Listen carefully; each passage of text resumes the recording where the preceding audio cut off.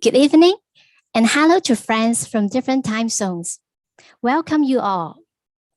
The theme of this lecture series is The Story of Chan, History, Literature, Teachings, and Practices.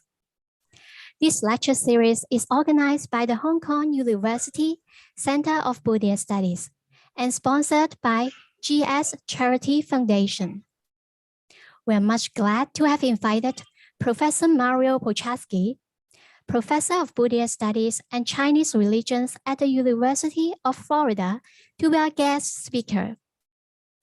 Professor Poceski will give us 10 lectures in this series, and today is the first one. Professor will talk about Bodhidharma's legend and the early making of a Chan tradition. Before the lecture begins, I would like to invite Dr. Guang Xin, Director and Associate Professor of the Hong Kong University Center of Buddhist Studies, to welcome and introduce our speaker. Dr. Guang Xin, please. Yes, thank you, Amy, for the short introduction. And Professor Poceski is a well-known scholar. I think to the English-speaking world, a lot of people know his research, particularly in Chinese Buddhism, and Ma Zhu Daoyi, of course, is a leading figure in Chinese Chan Buddhism. And Professor Poceski has published 2 books on Ma Zhu. That is marvelous. And these 2 books published with Oxford University Press, very prestigious, publishers. Apart from these 2 books, he also published a book on Chinese religion and also other 2 edited volumes. So 5 books. Is one of the scholars with a rare achievement. Many scholars trying to publish as much as possible. Professor Poceski published so much. And as for Chan Buddhism, he is one of these leading experts in the English-speaking world for the study of Chinese Chan Buddhism. And we know that there are other more senior scholars and specialize in Chan. But Mario Poceski, and he is much younger than, there's Bernard Fo and John McGree, they are more senior. So his studies on Chinese Buddhism, for a long time. He spent so many years in Japan, in China, in Korea, and even in Hong Kong. I know you stayed in Hong Kong 2 years, huh? Yes. Yeah. So I know this. So he had a first-hand experience in Chan monastery for so many years. That is a rare combination for a scholar. Scholarly studies, combination with practical experience. And this series of lectures, of 10 lectures, is arranged around Chan Buddhism. So we will follow Professor Poceski and going through this journey and enlighten us on the Chan Buddhist stories and its teachings and its traditions. And I now invite Professor Poceski to start his first lecture. Yes, Mario, please. Thank you very much for the very kind introduction. Also, thank you very much for the opportunity to share some of my knowledge, experience, learning with you in Hong Kong, but also with people from other parts of the world. Yes, as you said, I did spend a couple of years in Hong Kong. So looking, some of you have backgrounds, at least the ones I can see, with images of Hong Kong brings these very fond memories. This was a long time ago. I was very young. When I first went, I was a teenager and I was interested in monastic life. So this was my pre-academic. But yeah, Hong Kong is a very wonderful place. And I'm very happy, at least from a distance, and maybe now this way also personally, to get involved with the growth of what is a wonderful center for Buddhist studies. So, so the topic today is basically Bodhidharma, the legend of Bodhidharma, and also how that ties up into the making of the early Chan tradition. So chronologically that will most take us to the early Tang period. Here, I presume you can see it's visible. My screen, everything is okay, right? Yeah, very clear. Yeah, okay. So so this is the plan for the series, and I hope many of the audience will be able to kind of follow through. It's kind of meant to be like a general overview of Chan Buddhism, not so much later periods, but mostly focusing on the Tang and going through the 5 dynasties and the Sung period. So we start with Bodhidharma, and then we are going to, next week, I'm going to talk about Matsu Dawi, the great master that I've written about, that Professor Guangxing just mentioned, and then his disciple Baizhang, and so on. This is not an exhaustive topic. As a matter of fact, when I was first developing, when I was asked to do this lecture series, I came with more topics, and I had to kind of bring it down to 10. So these are the ones that I decided on. These are all topics I've written on. I'm not necessarily just following previous publications, but so if you're interested, maybe you can ask me towards the end. I can show you the webpage where you can find lots of resources, materials, articles, chapters, books I've written, and so on these topics. Let me then get started with the series, and actually a couple of things about, in terms of the topics, I'm thinking maybe one of the things I hope to do before, well, I'm still active writing and whatnot, so over the years, is to write a history of Chan Buddhism. And this is kind of, in a sense, like an outline for what a book of that kind might be.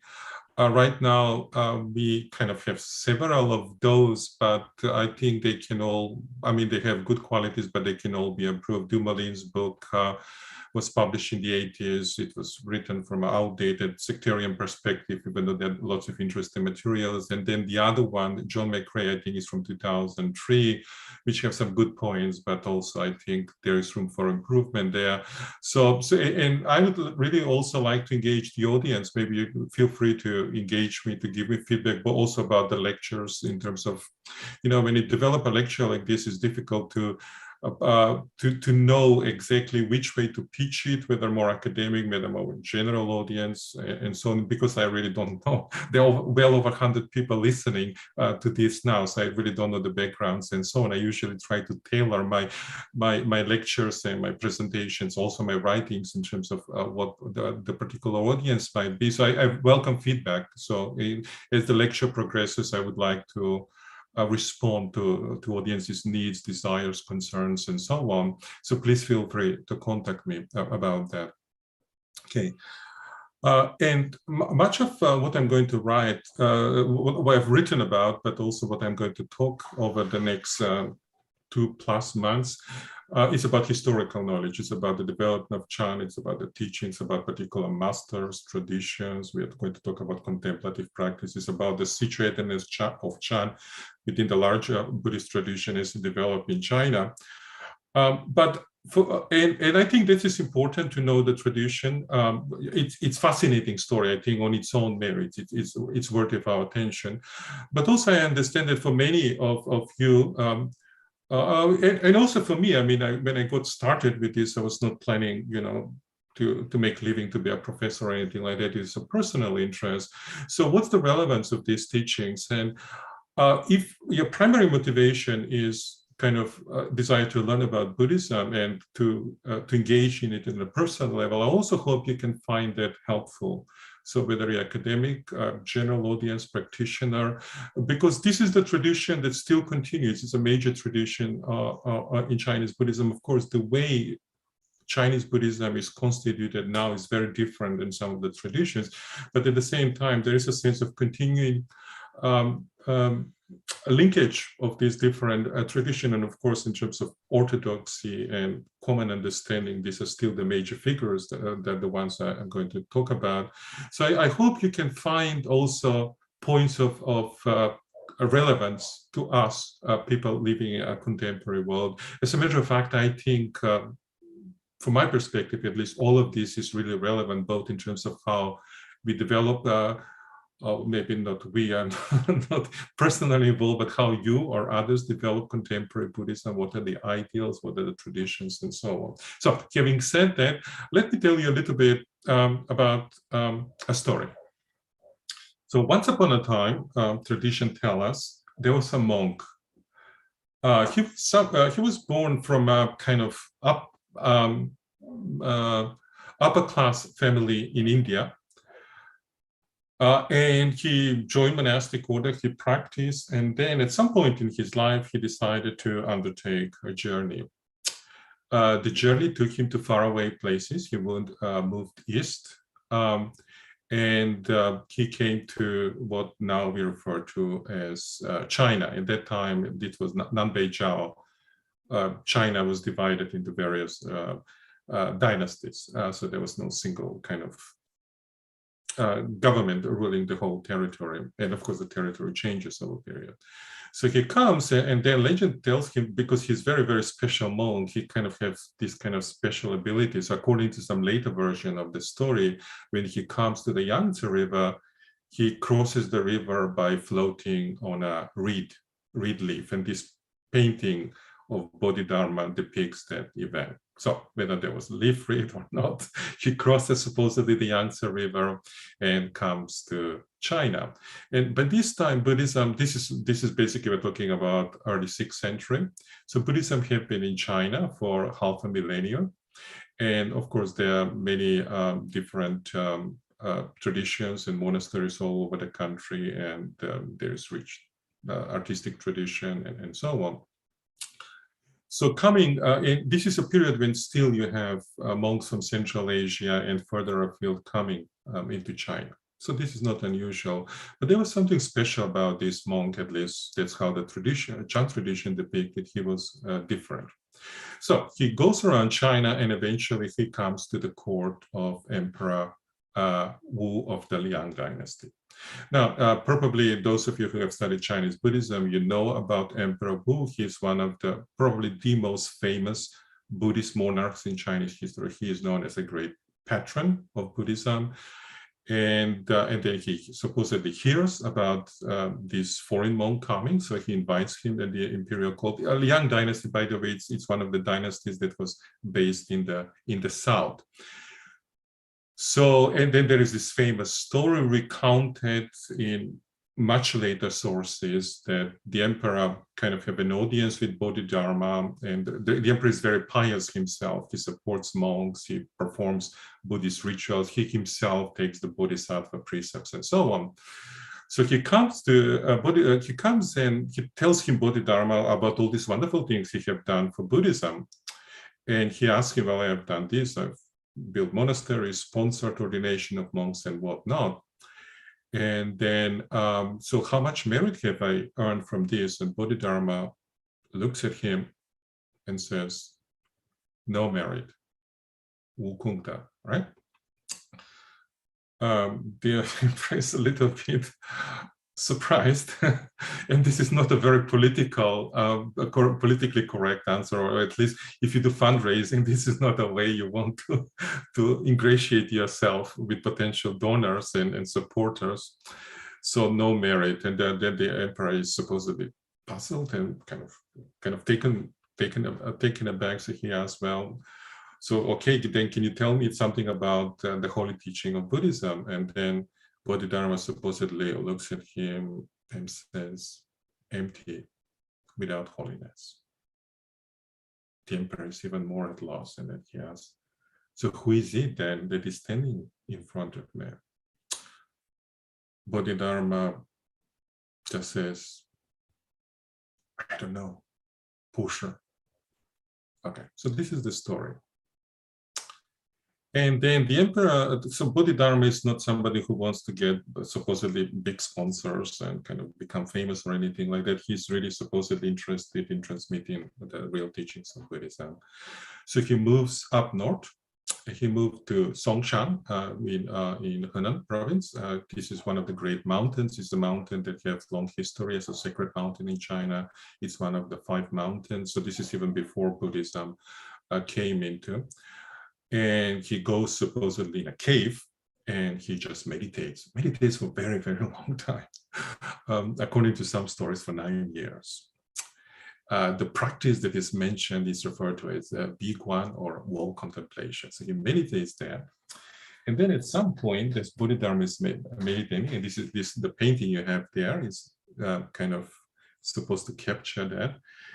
There is a young monk coming. And the name of this monk is Hui Ke. So he's Chinese. And he comes and he learns about this famous monk meditating. So he supposedly wants to learn from him. And this is kind of this is up North China. So it's kind of winter, it's cold, and he's standing there, it starts to rain. He's standing there, Bodhidharma is just ignoring him. He stands some more, it starts to snow starts to pile around him, Bodhidharma still ignoring him. And then, according to some versions of the story, again, there are many stories. I'm going to tell you about the provenance of these stories a little bit later on. Then Hui Ke cuts one of his hands with a knife. And this is what this painting, this is a painting by Seshu, is a wonderful Japanese Zen painter. He also went to Ming China where he studied art. It's just stunning. I'm not sure if this is one of his best painting, but it's kind of the big. So here you have actually, I don't know if you can see, I don't know what kind of, let's see. So you can see here, he's holding the hand. It's a little bit gruesome, but anyway, let me see. And then Bodhidharma finally says, okay. So what do you want? Well, he says, can you teach me? I'm a monk, I want to learn. So Bodhidharma then looks at you, okay, so tell me, what's your story? What do you want to know? He said, well, I've been practicing very hard about Buddhism. I've been trying to cultivate myself spiritually, but my mind is still not at peace. Okay, Bodhidharma says, okay, then this is the Chinese text there for those of you who can read Chinese.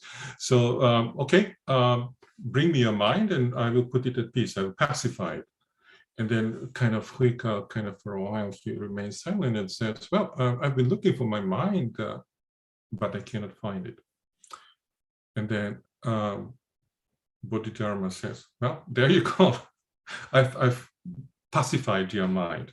And this is a good Chan story, right? You have master and disciple exchange, and then usually the result is either the monk is confused and the master scolds him, or in this case, the disciple becomes enlightened. So supposedly Hui Ke becomes enlightened. So this is the traditional account about the initial transmission of Chan into China. And according to tradition, this was a birth of a new school of Chinese Buddhism, new tradition, which we refer to as Chan. Now, let's talk a little bit about the term Chan. This is, apologies for those of you who kind of specialists and so on. This is a very general information, but kind of for a general audience, this is important contrast. So the Chinese term, as most of you know already, is the Chinese term for meditation, right? Zuo Chan, to meditate, to engage in sitting meditation. And initially introduced in the Chinese vocabulary to the translation of Buddhist texts. So Sanskrit have rich vocabulary for various technical terms that refer to meditation, and one of them is dhyana or jhana in Pali. And probably the best way to translate it is meditative absorption. So you have the four jhanas in the Pali canon, right? And increasingly refined state of absorption, but it's also often used as a general term for meditation. And this was actually a transliteration. It was not a translation of a native Chinese term, but it was transliteration, which is basically rendering the Sanskrit sound into Chinese. So kind of, it was something like chana. This is more than Mandarin. The pronunciation was different at that time, but it was supposed to transliterate the sound of jnana. And there, so this is one way to think. It's just a very, very general term for meditation that existed in Chinese Buddhism before anything we can refer to as Chan as a tradition existed, also continues to exist, right? I mean, you can refer to Chan as outside of the school of Buddhism known as Chan. But then Chan also becomes a major tradition or school of Buddhism. So this is kind of be careful when you use the term. And of course, often it's not very, very clear, or maybe sometimes both senses are implied, maybe sometimes an interplay. So when you have Chan Tung, you mean Chan school or Chan tradition. And similar to when you refer to Chan She. So in a very general terms, it means meditation master. So for example, Tian Taiji, he's a Chan She, he's a meditation master, but he's of course associated with the Tian Tai school, not with the Chan school, and so on and so forth. And of course, if you look at the biographies of eminent monks, the earliest one from the Liang dynasty, Gao Seng Chuan, there is a section that deals with Chan masters, and of course none of them is Chan in a sense of member of the Chan school. So this is kind of, so going back to Bodhidharma, was he Chan She as meditation master in a more general sense, or was he a Chan master? And if he was a Chan master, it presupposes that there was such a thing as Chan Buddhism that goes from India and is transmitted to China. And of course, there's the basic idea of the story of Bodhidharma. So let me kind of a little bit elaborate on Chan. So just so Chan or meditation, as presumably all of you know very well, is part of the larger Buddhist vision of a progressive path of spiritual practice and realization. So there are various taxonomies of the Buddhist path. I have listed some of them. You have the 3 trainings, the Noble Eightfold Path, and then in Mahayana Buddhism, with the Bodhisattva ideal, we have the 6 perfections, and Mahayana writers and thinkers like to complicate things. So then the 6 perfections eventually turn into 10 perfections and so on. And then you can also see correlations, these different taxonomies, and the embeddedness of meditation within these larger visions of the Buddhist path can be correlated. For example, the Noble Eightfold Path can be reduced to the 3 trainings, Sila, Samadhi, Panya in Pali.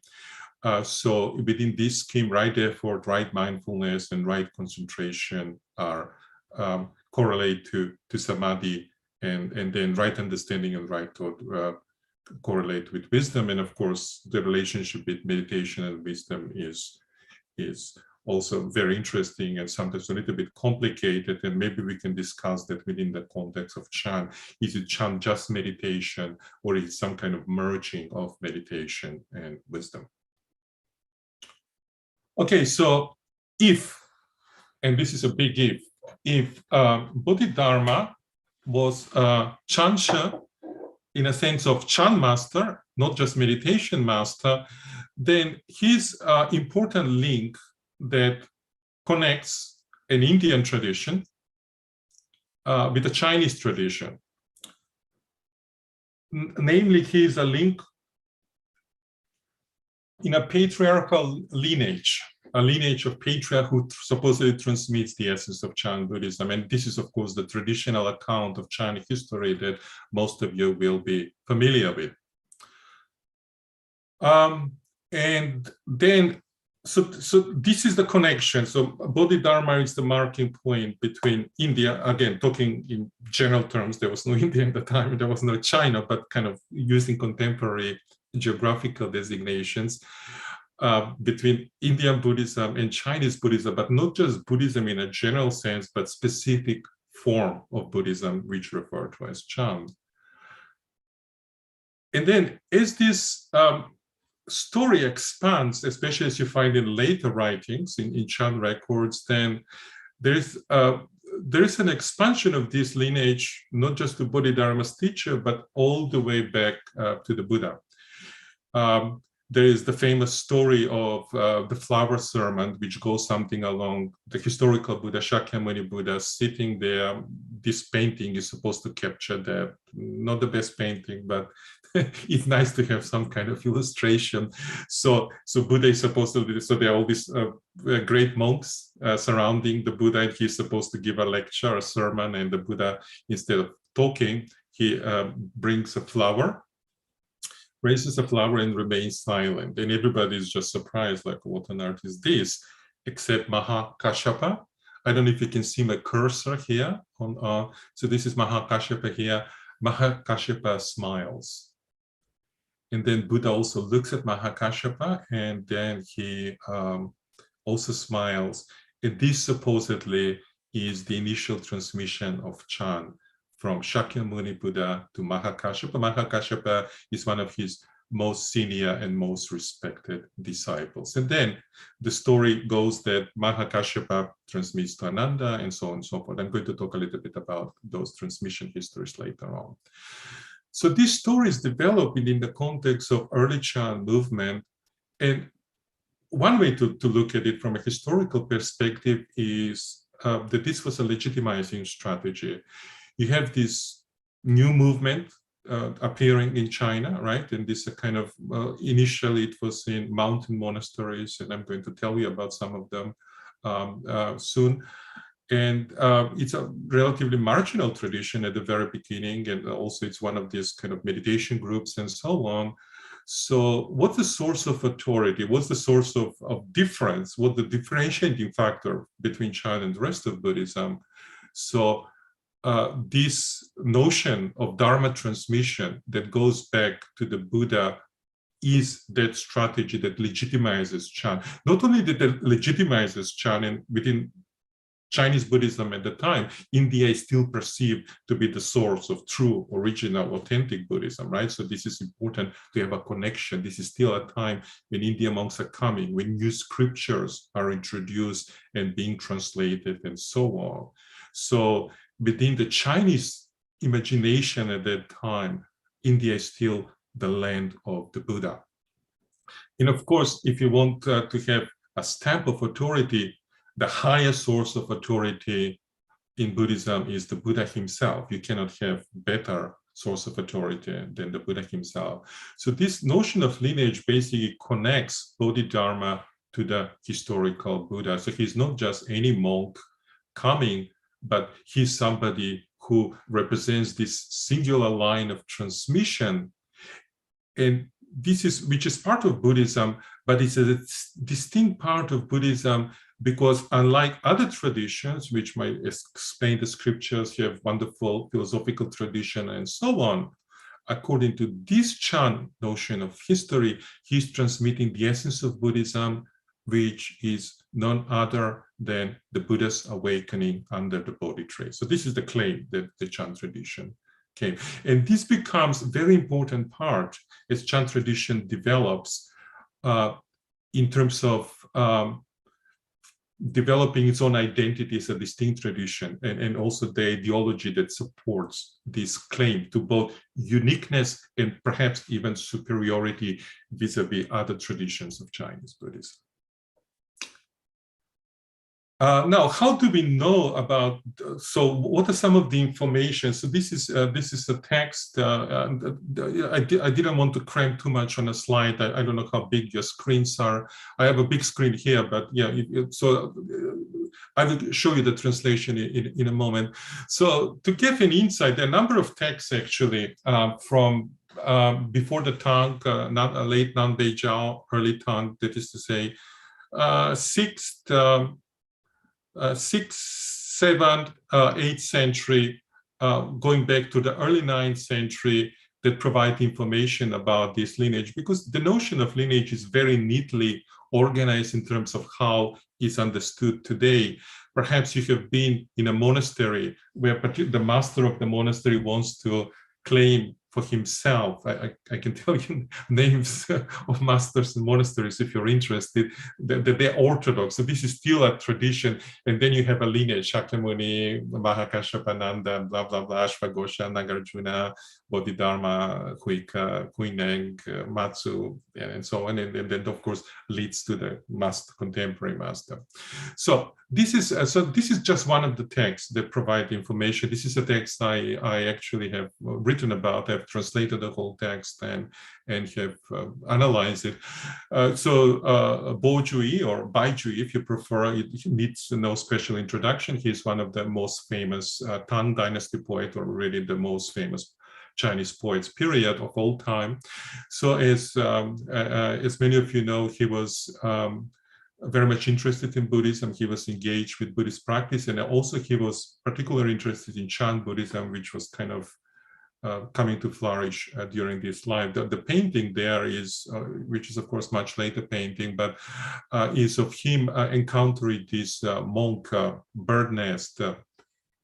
So this monk is kind of sitting somewhere in the trees. It's a story about he's encountered this monk. But this is the text. So around 817, 18, a famous monk, his name is Wei Quan, dies, and he was a resident in a major monastery in Chang'an, or contemporary Xi'an, the capital of the Tang Dynasty. So after he dies, then Bo Jui writes a memorial inscription for this monk. And part of the inscription, it deals with this notion of lineage. So let me switch on the English translation. And by the way, all the translations are my own and mostly come from my previous writings. So he goes back. So basically what he's trying to, the inscription is about this particular monk, Wei Quan, right? But he says, so if you ask me, you know, who this monk is, and by the way, this was also Bo Jui's teacher, so he had very close connection with this monk.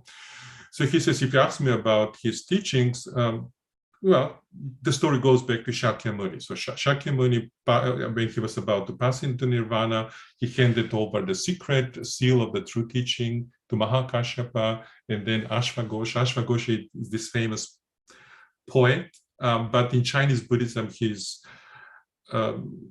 given all kinds of roles. I mean, he's sometimes referred to as the author, traditionally, of the Awakening of Faith, which is a major treatise. He's featured in all these transmission narratives and so on. So, and then he doesn't list the whole lineage, but then after another 12th generation, then there is Simha Bhikshu, and then after 24th generation, Buddhasena, which is of course the teacher of Dhamma or Bodhidharma.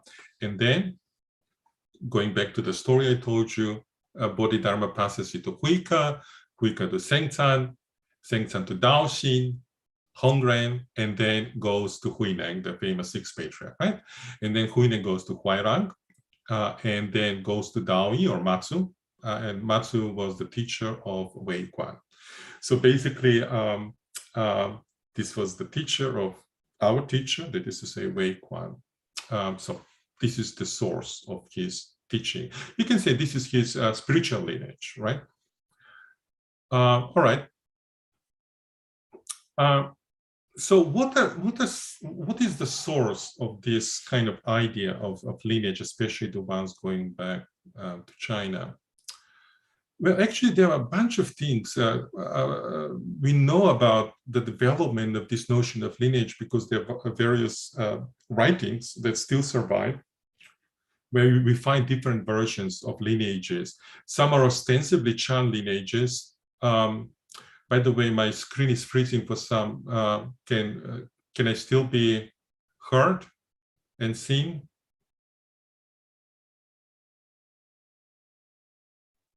Yeah, Mario. Yeah, we can hear you clearly, and the screen is moving. Good.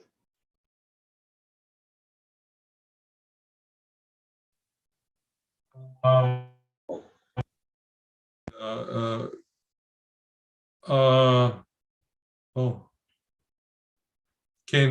Can you hear me still?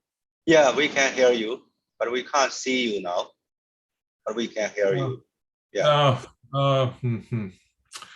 Sorry about my screen. My camera got disconnected for some reason. Let me try. Okay. One moment. Sorry about that. Let me. Okay. The microphone switched.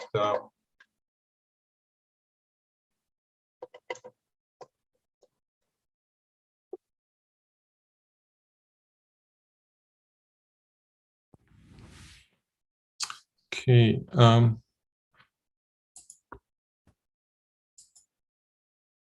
good. All right. We can see you now. Yeah. Sorry about that. It switched to my default, the computer camera. All right.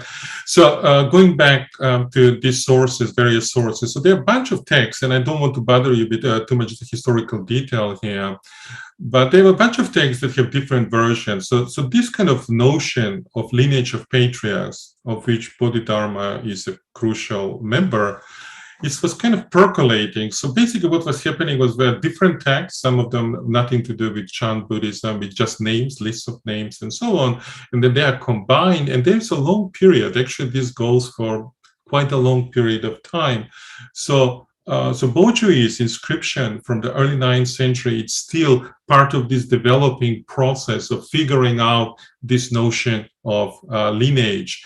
And then as kind of Buddhism develops, Chan Buddhism develops in China, there are also various texts that are composed within various Chan milieus, but different Chan lineages, where they also elaborate on the particular version. But basically, it's an unstable construct. There are different notions of villages, different lists, different claims to orthodoxy. And if you look at some of the texts, like, for example, Lengjie Shiziji, this was written by the Northern School. I'm going to introduce the major schools in a moment. So here, the goal here is to establish certain lineage that leads to a particular person.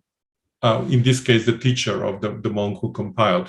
Then you have in Sichuan, you have a tradition of Chan, regional tradition developed, the Baotang school, and then they write their own account of the Chan lineage, Li Tai Fa Baoji, and that leads to their own teacher, Wu Ju, and so on. And then by the early 9th century, also we have kind of consolidation, though not complete, but there is Baolin Zhuan, this famous text that was kind of lost and then kind of partially recovered, where we have the traditional understanding, which still continues to the present, of 28 Indian patriarch and 6 Chinese patriarch, and of course Bodhidharma being the last of the Indian and the first of the Chinese. So by this time, by the 9th century, then Bodhidharma becomes fixture in traditional, kind of widely circulated notions of Chan lineage. So Bodhidharma, as I said, it's around early 6th century. We don't have the exact dates, which also points out that during his time, a lifetime, he was not particularly important person. We don't have many good records about him.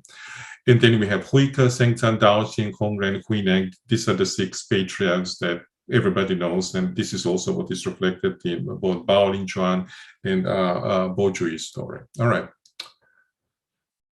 So what are we to make out of this? Not just the lineage construction, but Chan text, Chan history, and so on. I'm professional in this. This is my field, and I've been spending lots of time trying to figure out. And of course, the other scholars who have been working on that. So for normal people, maybe this is not, the minutiae, the particular texts and details are not that important. And I apologize if I bored you a little bit with all these titles and names and so on. But the basic idea is that Chan history, in contrast to the traditional account of singular transmission, is actually very, very complicated. There are a variety of competing narratives. There's complex historical developments of religious persona, images, ideas change over time, and so on. So really, to make sense of that history and to be able to write good accounts, to be able to tell the story of Chan, with some sense of fidelity to historical reality and facts, which is what I'm trying to do through this lecture series, we have to be aware of all these nuances of text and context, to understand the complexity of different narratives and so on. But the strategy here, if I can very briefly talk about some of the methodological issue, should be, we start with the sources. I mean, that's all we have. So kind of sometimes scholars start with some kind of theoretical template, maybe informed by fashionable Western theories. I don't know, Foucault, Derrida, or Bourdieu, whatnot, and then try to fit the Chan texts and narratives into whatever theory they think might sound good or feel right, and so on. I'm not sure that's a very, very helpful approach, because studying Chan is not a creative enterprise. I mean, if you want to be creative, that's wonderful. Compose music, paint, do some kind of dancing or something like that. But scholarship is not a creative activity. If you want to write about Chan, we have to understand who these people were, what they were doing, why they were doing. What was it that drove this kind of historical development? What were the ideas they tried to communicate? And maybe also, if you're interested personally, like, what's the relevance of those ideas to understanding ourselves, the world we live in, the larger reality maybe that encompass us and everything else. So that's why it's important to know the sources, both the limitation, the sources, the content of the sources, and then start with there and then try to tell the story. And that's what we are always trying to do. We have bits and pieces of information and we try to tell story. History on some level is storytelling, but it's not frivolous storytelling, not fictional storytelling. It's not telling a story that you think will sell or appeal to a particular audience, but should be a story that is based on some kind of historical data or actual sources which tell us something about real people who lived and what they did and so on.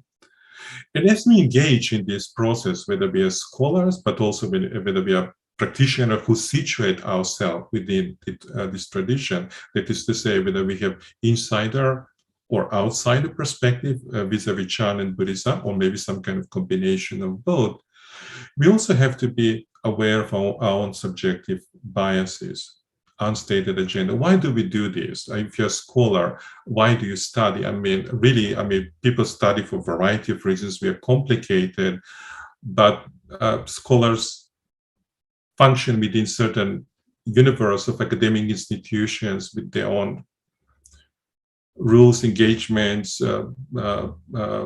seducements. I mean, basically, you write when you're a graduate student so that you can get a degree, and then once you get a degree, you write a book so that you can get tenure and you can have a job and secure yourself and so on. I'm not saying this is what the only thing that motivates me. I hope not.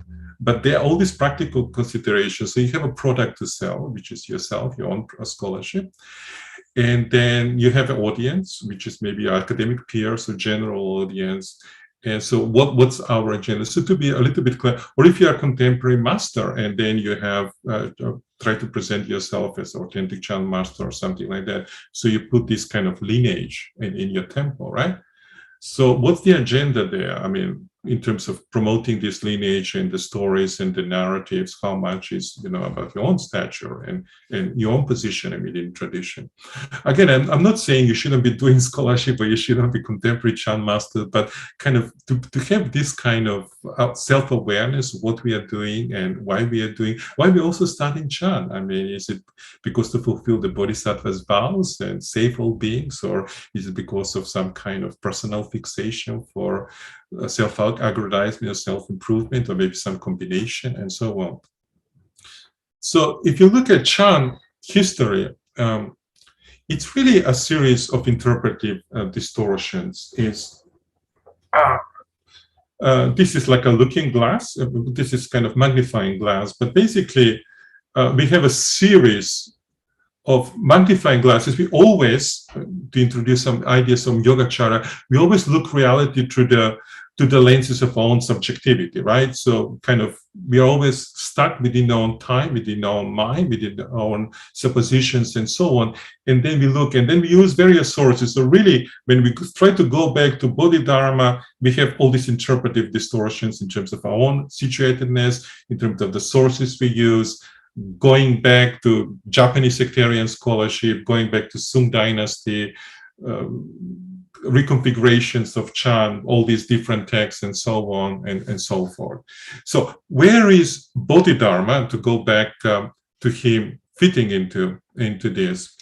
So if you want to understand the story of Bodhidharma or the legend of Bodhidharma, its significance and how it fits into or does not fit into the later development of Chan, I would suggest we can learn a little bit from Buddhism. And this is something that you can adopt in Chan studies, but also in your life, in all aspects of your life, really, starting from your general life, in your finances, your choices you make, is maybe being inspired by the middle way. So one tradition or one approach will be basically to accept all these traditional narratives. You know, there was Buddha, flowers, and these are real things, and Bodhidharma, you know, came as patriarch, he transmitted Wicca, the story is real, and so on.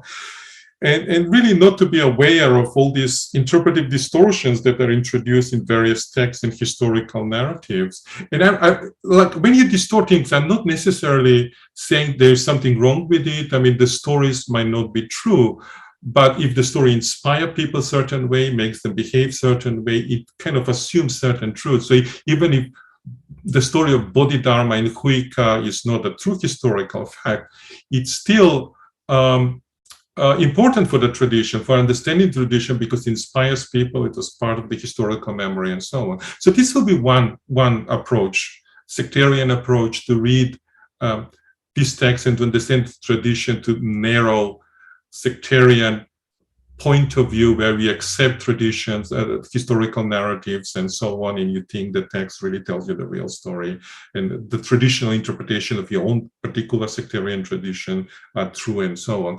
The other one will be what we see quite a bit in Western scholarship.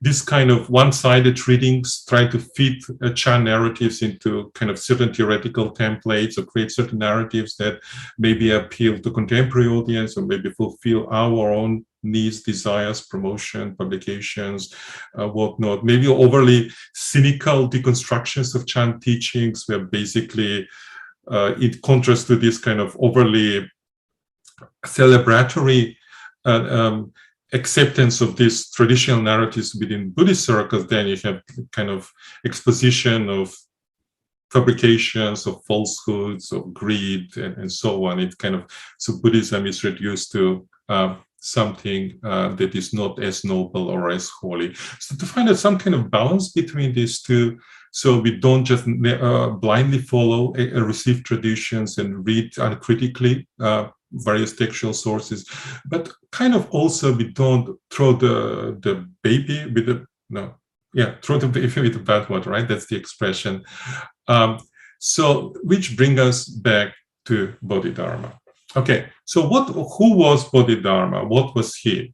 To put it in terms that I already mentioned, was he a meditation master or a Chan master? That is to say, was there a Chan tradition that existed or not? And some scholars have noticed, they have kind of said, well, okay, there's problem for the sources about Bodhidharma and so on, so we should do away with Bodhidharma as a historical person, because historically, ultimately, he was not important. There was no Chan tradition to speak of. The lineage is all made up. So this was influential, maybe started in the 80s, and like when I was a graduate student in late 1990s, this kind of notion of Bodhidharma as a textual and religious paradigm. So Bodhidharma as a person, as a real human being, as a historical actor, disappears. And what we have are biographies, made-up biographies of Bodhidharma that appear in later talks. Or Bodhidharma as somebody who feels certain role within the construction of Chan ideology. And then kind of you find this also was applied by different scholars to different Chan masters. For example, another colleague he was writing a book on Linchi Yulu, right? The record of Linchi. And the record of Linchi was not compiled during the time of Linchi. I mean, Linchi is the great Chan master from the 9th century, right? The progenitor of the Linchi tradition. So this is a very important person and text. So the text was not supposedly written, not supposedly, but obviously the record of Linchi, the text, particular text, was not compiled during the time of Linchi. So the argument is, well, this nothing to do with Linchi as a historical person. So Linchi disappears as a historical person because the text was concocted, 2 centuries or whatever after he passed away. So the text is reflection of the people who created the text, their ideas, their agendas, and so on. But it's also, one side that even kind of is almost as distortive of historical reality as blind acceptance of the text as the actual work, because when the text was compiled, they didn't wrote the text, they were using variety of sources. This is how these texts are composed, and I'm going to talk about it. So they have bits and pieces, stories, narratives, sermons, and so on. So they were combined. Just because the text was combined, this particular text, 2 centuries after Linchi, they put his name there, doesn't mean that Linchi is not connected to the text, or that he was not a historical person, or that he was not important. The problem here is how to establish this kind of connection between the historical person and the text, and the understanding of the person and the text in the larger context. And then this kind of got even worse in Western academic context. And the whole Chan tradition, there was this pretty bad research on Chan, that really Chan didn't exist during the Tang dynasty. Really, Chan was something that was created during the Sung. Now, what do you mean by Chan? Like, didn't exist in which way? Again, this kind of need for nuance, I don't have time to unpack. And so I think this is a little bit unfortunate to kind of, and Bodhidharma is maybe easier to disappear because he's much earlier and we have less sources about him. But basically, they were real people, there were real developments, and our challenge is to understand what they were up and how they were connected to each other or not connected, and so on. So I would suggest we shouldn't obliterate Bodhidharma, we shouldn't treat him as just a textual or religious paradigm, or kind of some kind of made-up figure to justify some kind of linkage between India and Buddhism. But he was a real person, but he was not a Chan master in the traditional sense, because there was no Chan tradition at the time. There was no transmission and so on. But he was important not because he was progenitor of Chan, but he was exemplifies certain approach within Chinese Buddhism, namely the various Chan tradition of Chan practitioner that existed. How am I with the time? Oh my Lord, no, it's okay. Not too bad. Not too bad. I'm just getting started. No, I'm halfway through, actually. All right. So it's, of course, problematic. We don't know exactly what Bodhidharma was up to, but there's some texts that circulate, and one text that you can find the Buddhist canon that perhaps scholars believe contains his ideas. It's a text that deals with two approaches to Chan Buddhism, two entrances and 4 practices. That's the title. So basically, he divides the approach to Buddhism, the kind of Buddhism he's exposing. He's not talking really about Chan in a sectarian sense, into 2 parts. The first one is entrance via principle, lead. This is an important term, especially later on with Huayan Buddhism, but it's already there before Huayan. So what's the entrance via principle is to be awakened to the essential truth by relying on the teaching. So there's the essential truth of Buddhism, but you still have to rely on the teaching, meaning canonical teaching, ascribed to the Buddha and so on.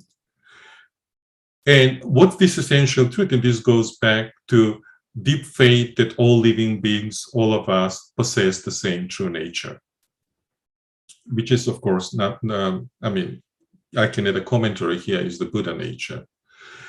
Being entirely covered up by external defilements and false thoughts, the true nature cannot reveal itself. Again, this is a familiar metaphor in Buddhism. But if you can abandon falsehood and return to the truth, Unifying the mind in whole contemplation, this is the term that we mentioned. Then they're neither self, so nor other, without any wobbling, but does not follow blindly the written teaching. So you rely on the teaching, but you don't blindly follow the written teaching. And then when you engage in this kind of practice, the dualism between self and others, the boundaries that separate our self or our construction of the self from external reality disappear. So that is being in tacit agreement with the principle, the true nature of reality, right? Without any discrimination, quiescent and unconditioned, that's called entrance via principle. So where is truth? Where is reality? Well, it's to be found within, but also without. Reality is everything, it pervades everything. And I'm going to come to this theme again and again through the lecture series. So then what's the task at hand is to awaken to reality, just to see. That's what Buddha did supposedly under the Bodhi tree. He just woke up. But what to awaken, right? One who is awakened. So this is wonderful. Now that you know this, you can perhaps try, but it's easier said than done, right? So, so you have this kind of lofty goal, and you have similar ideas in Chinese Buddhism outside of Chan, certainly in Tiantai. But okay, so if you cannot do it, if you cannot quite go beyond defilements and false thoughts, then you have to engage in actual practice. And then he suggests 4 types of practice. Kind of, I'm not going to go into this. Actually, it's not it's not the most interesting or insightful description, but basically the basic kind of putting aside the idea of this practice, which is kind of peculiar presentation here, is that really, if you cannot enter reality directly, if you cannot have this direct experience of reality, which again pervades, infuses everything, then you have to engage in spiritual cultivation. You have to do actual practices. Okay, so that's so basically, I would say we shouldn't do away completely of Bodhidharma or simply see him as some kind of paradigmatic example of imagined Chan master that represents some kind of model of exemplary religiosity, but we should look at Bodhidharma as an example of the kind of Chan practitioner. Chan is a meditation practitioner. Chan is a meditation of which there were a number in China at the time. So for whatever reason, we don't know the reason, but perhaps major point about Bodhidharma was that he was a foreigner, that he came, so you could establish that. So he was selected among these groups to be emblematic symbol of the transmission of Chan, even though historically there was no transmission, in at least not in the kind of traditional, the sense of the traditional narrative. So basically there were various contemplative groups of monks kind of operating across China, engaging in various types of Buddhist meditation. And one such group is referred to as the East Mountain tradition.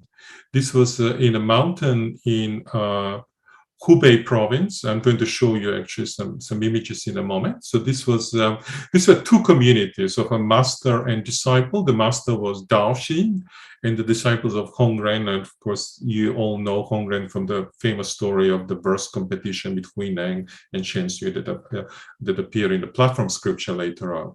But here, going back to the basically, so you have these kind of 2 communities, not too far from each other. And then they develop this kind of communal ethos of contemplative practice. And this is maybe the first inkling of the historical development of Chan as a tradition.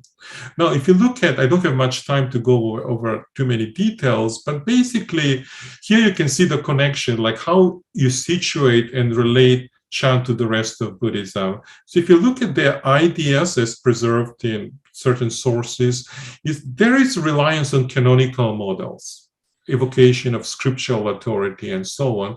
And the practice of meditation is kind of, I mean, they come up with new ideas, maybe new models and so on, but it still very much can be understood within the context of meditation practice as it was kind of done in the early part of the Tang Dynasty. So you have kind of this kind of reliance on established models, canonical models, kind of normative practices in Chan Buddhism. So in that sense, they are very much part of a larger Buddhist tradition. But at the same time, there is a sense of experimentation, of new formulation. And this is the balance I think we should apply to more broadly to our understanding of Chan. How Chan is really develops within the milieu of Chinese Buddhism. So it's very much part of Chinese Buddhism. It's not something completely independent or different as often is described. But at the same time, to say that it depends, is connected with canonical texts and so on, does not obviate that there are also elements of creativity, of newness, of find a balance between tradition and innovation. And that's really what drives the course of Chan history. So this is the monastery, the modern version of the monastery of the sixth patriarch Dao Xin. Yeah, in Hong Kong, maybe not now with this COVID thing, but I guess it's not too far from you. This is from these pictures I took when I was in China last time before COVID in 19. So it's a thriving community. And this is some pictures I took at the monastery of the fifth patriarch. Again, they're not very far. It's a community. They have a meditation hall and so on. These are inscriptions of the story of Huineng, who supposedly was there trained as a young monk and so on. So let me give you some examples of Dao Xin's teachings as preserved in different texts. Again, kind of, I'll be 100% sure that these were his exact teachings. Well, not really, but these are the texts we have. And on the other hand, we don't have conclusive proof that he didn't communicate this. So let's read this passage and then let's try to unpack. According to my essential teaching, so he's talking about him, war, right? Based on the Lankavatara scripture, and this will come again and again, it already came, so Lankavatara scripture comes quite a bit in early Chan text. The mind of all Buddhas is the foremost truth. Moreover, based on the Wenshu Shuoqing, one practice samadhi denotes that the mind that is mindful of the Buddha is no other than the Buddha, whereas the mind that is filled with deluded thoughts is the mind of ordinary person. So you have the mind of the Buddha, the mind of an ordinary person. I presume most of us will be more familiar with the second one, right? The one who is listening to me, or in my case, the one who is talking. But so they are obviously different. From a traditional Buddhist perspective, the mind of the Buddha transcends all these dichotomies, knows the nature of reality, is infused with wisdom and compassion and so on. The mind of ordinary person is filled with ignorance, with attachments, with foolish pursuits of egoistical impulses and external objects of desire and whatnot. And it is what creates the experience of life in samsara with all its imperfections and suffering, right? But at the same time, the locus of both truth or Buddhahood and falsehood or everyday reality is to be found within the human mind. We can be Buddha and we can be foolish, ignorant beings. And the goal of practice, Chan practice here, is how to help us transition from one to the other, or to put it another way, how to wake up. And another important thing here is he talks about his teaching, but he evokes scriptural authority very clearly. Like he says, Lankavatara scripture, Wenshu Shuoqing, and then the practice he highlights is actually it's mentioned in this particular scripture. So within this scripture, this is the description of this one practice samadhi, or maybe if you want, you can translate as one act samadhi. So the realm of reality Fajie or Dharma Dhatu, has only one characteristic. To make the realm of reality the object of meditation is called one practice samadhi. You find the same idea in the writings of Tiantai Zhi, which are a little bit earlier than this. So this kind of notion that all reality is marked by a single characteristic, which is beyond words, concepts, conceptual understanding, and so on. So this is the practice, the type of meditation practice that takes the ultimate nature of reality as the focal point of practice. Another important element, and I've written a little bit about this in a little bit more detail, is the focus of sitting meditation. It's very clear that sitting meditation was an important part of the practice in these communities. Now, again, this is not just Chan school. There are other communities, so this was general practice, but certainly at this stage, Chan as a school and Chan as a meditation are pretty much merged together. We have separation later on. I'm going to talk about it when we talk about the later on. So this is another passage where he's talking about Tsuo Chan or sitting meditation. Make effort to be diligent in your sitting meditation, for sitting is the fundamental part of your practice. I think you had a retreat at the center the last few days, so maybe I don't know if it happened, but also for those of you who have done, so you can relate to this. So this is kind of, he says, this is very important, right? If you can do it for 3 or 5 years, getting a mouthful of food to starve salvation and illness. So he's talking about kind of monastic life somewhere in the mountain, in a monastery, as a hermit. Then just close the door and sit in meditation. Do not read the scriptures or talk to anybody. Again, he's talking here about retreat or focus practice. If you can do that, sooner or later, you will find it to be effective. So definitely formal meditation practice, sitting meditation is part of the practice. It's just how it's understood, how it's enacted. I mean, and that's of course a larger theme, and I'm going to touch upon it. All right, so moving on to Hongren, the disciple of Daoxin, or the so-called fifth patriarch. He also talks about meditation practice quite a bit, and also he also likes to evoke scriptural authority, namely to quote from various scriptures. So this is one passage from one of the texts attributed to him. The 10th stage of scripture states, within the bodies of living beings, there is the adamantine Buddha nature. Like the sun, its essence is luminous, perfect and complete, vast and limitless. It's only that it's covered by the thick clouds of the 5 aggregates, like the light of a lamp inside a vase, which cannot illuminate the surrounding objects. So this is, of course, a clear reference to the Buddha nature theory, right? So we have this Buddha nature, this capacity for wisdom, for seeing clearly within.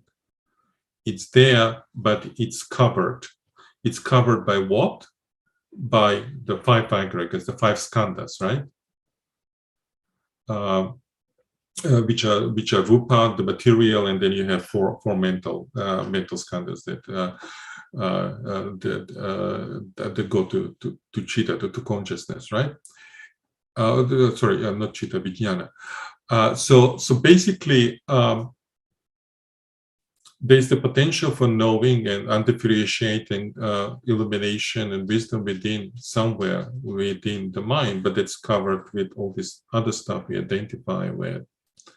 And because of that, the sun of the Buddha wisdom within cannot penetrate the clouds of ignorance and attachment and so on. For those of you who have studied Chinese Buddhism or Buddha nature theory, I mean, this will sound pretty familiar, right? And then he continues, the sun's light is originally not interrupted. That is to say, the sun always shines, whether you can see it or not. But it's only covered by clouds and mist.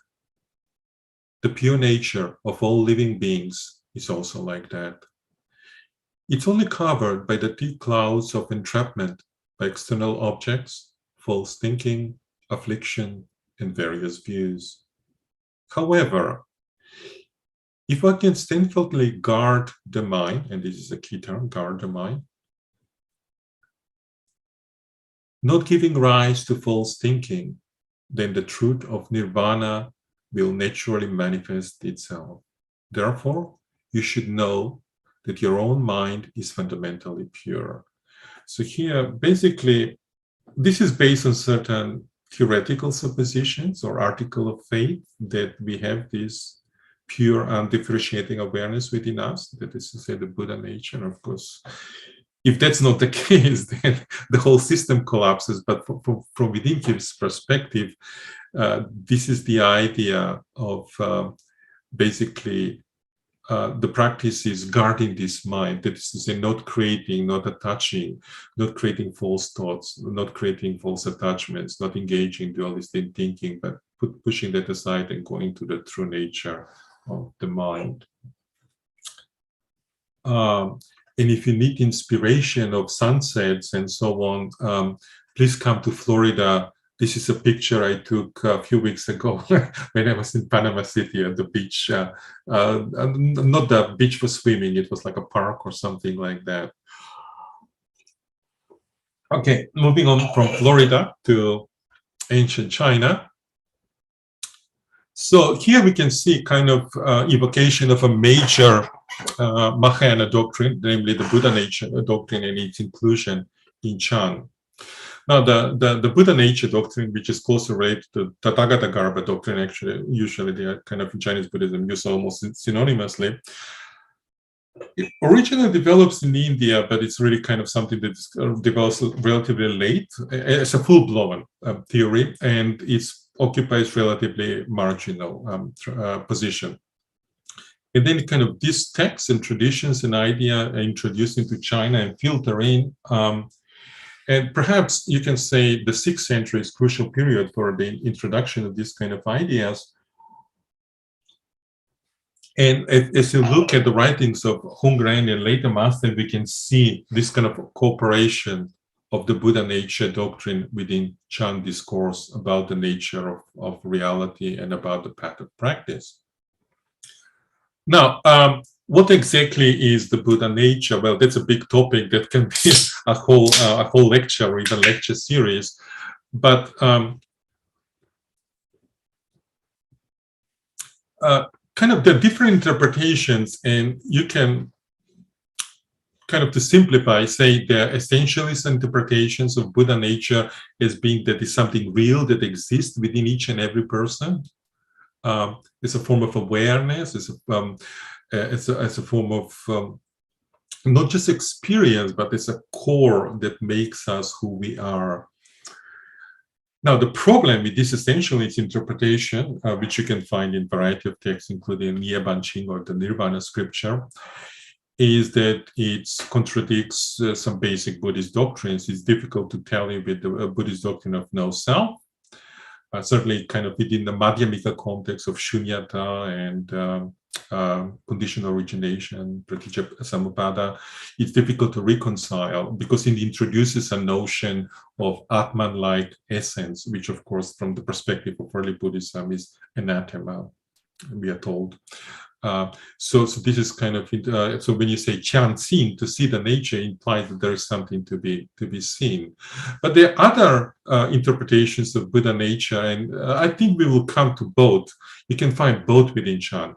Essentialist interpretation, there is something there within you that is the real essence of our existence, the Buddha nature, which is this capacity to know. Buddha nature is a source of wisdom, of compassion, of seeing, and so on. And then non-essentialist interpretation that Buddha nature is just another way of speaking about emptiness, that really it's not some kind of essence, but more in terms of capacity to see reality in a different way, and potential. for wisdom, but really it's not an essence, it's not something that is substantive, that exists really within the mind, or it's not something that can be seen. Anyway, so, and this is kind of, so this kind of theory, it kind of enters, becomes increasingly popular in China during this period. But of course, it coexists in other theoretical or philosophical templates imported from Indian Buddhism. We have the Madhyamika tradition of Mahayana philosophy with its teaching of shunyata, of dependent origination, and so on. Then during the 6th century, and certainly during the 7th, 8th century, Yogacara becomes increasingly important in Chinese Buddhism. We have the tradition of Paramartha, then Xuanzang and Faxiang tradition, and so on, not to go into detail.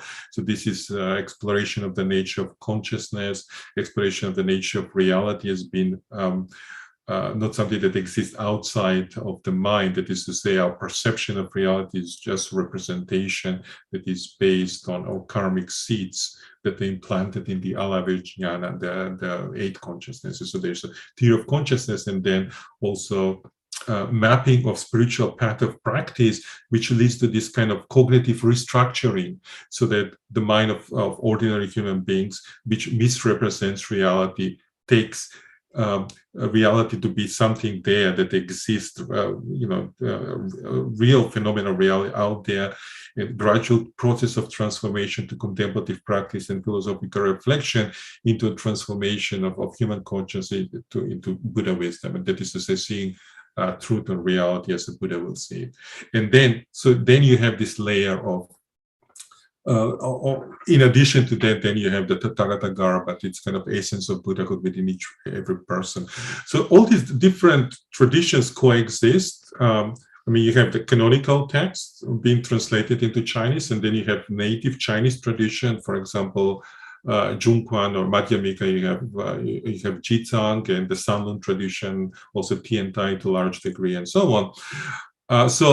So you can find elements of all of this actually within Chan texts and traditions and Chan doctrine, but kind of done in a very imprecise way. So Chan is not really well known for its systematic approach to Buddhist philosophy. You can find elements of Madhyamika teachings of emptiness. You can find Yogacara ideas about the construction of reality, and the role of subjectivity and representationalism and whatnot. And you can find ideas, of course, about Buddha nature, both essentialized and non-essentialized interpretations, and all kinds of mixed together. And this is kind of one interesting feature of Chan teachings, this kind of mixing of different doctrinal templates into what is very creative Chinese form of religious discourse. Right, so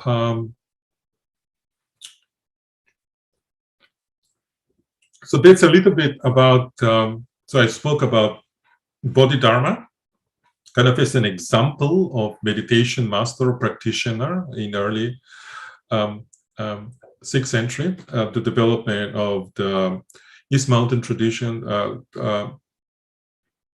Hongren and Dao Xin and some of their ideas, and the incorporation of ideas from the philosophical tradition of Mahayana Buddhism, also their recourse to canonical sources and so on.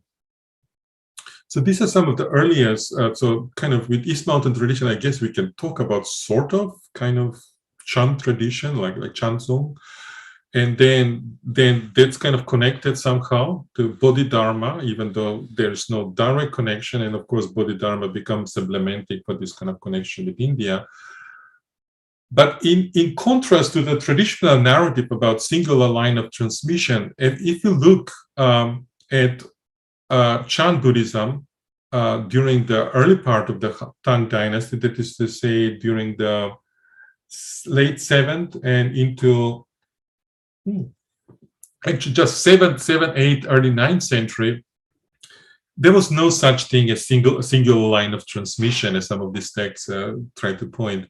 Instead, there were many different lineages, many different approaches, many different groups, many different what you can refer to as school of Chan. So these are some of the main ones mentioned there. So we have the Nyoto school by Farong at Nyoto Mountain. The Northern school, of course, you know, Shenxiu and his disciples, Puji, and so on. Then in Sichuan, we have the Baotang school of Wuzhou. The Hezi school is not real school. It's kind of mentioned as a school, but basically it's Shen Hui and his disciple. And Zongmi, the famous Chan historian, kind of identified this as a separate school. And then we have the Hongzhou school of Matsudawi, his disciple. I'm going to talk about the Hongzhou school in much more detail next week. So basically, we have a plethora of lineages, traditions, approaches. I don't have time to cover all of that. If you're interested in more details, I've written to some degree, and of course others have written as well. But let me give you some ideas about some of the formulations of Chan practice you find in this text. So let's start with Shen Hui. In Shen Hui, in one particular text attributed to him, he talks about something that he refers to as contemplation of the external, or Wai Guan. And again, here you can see there is still this kind of connection with contemplative practice, right? So basically, he says, if you want to practice meditation or cultivate contemplation, you should start with the contemplation of the external. And why is that? Why is that necessary? Because external sensory realms constitute the causes and condition of the generated mind. So it's external reality, the objects around us, that provide a condition for the generated mind. That is to say, your subjective mind, your subjective experience. You have external reality, and then you have subjective experience of that external reality. And then it is within this mind that all vexations, attachments, illusions, and so on spring forth. In addition, because ordinary people's willpower is shallow, if one were to guide them to directly enter into the profound and sublime realm of the Absolute, it's going to be difficult for them to advance with their practice. What he's trying to say here, and Chan rhetoric tends to be very lofty, like, you know, from the perspective of the highest vehicle. It's kind of comes up with this kind of very unrealistic perspective, at least from the perspective of ordinary people with limited abilities and so on. So this is kind of in early Chan, we have awareness of ordinary people and their own limitations and problems and so on. So he says, so this is kind of, meditation is a form of upaya, it's a form of skillful means. It have to be adapted to the needs and abilities of individuals, he says, because their kind of willpower is shows. So you basically start with reflection of external reality rather than trying to go to the source of reality within the mind itself. And then, therefore, those who start with contemplation of the external should understand that all phenomena are fundamentally and in their essential nature same and without any distinctive characteristics. All phenomena exist only as illusory creation, engendered by the beginningless perfuming of ignorance, without having any real essence. So kind of, you can say, combination of some Madhyamika ideas about the lack of essence, but also with some kind of Yogacara ideas about external reality being an illusion, at least the way we perceive it, right?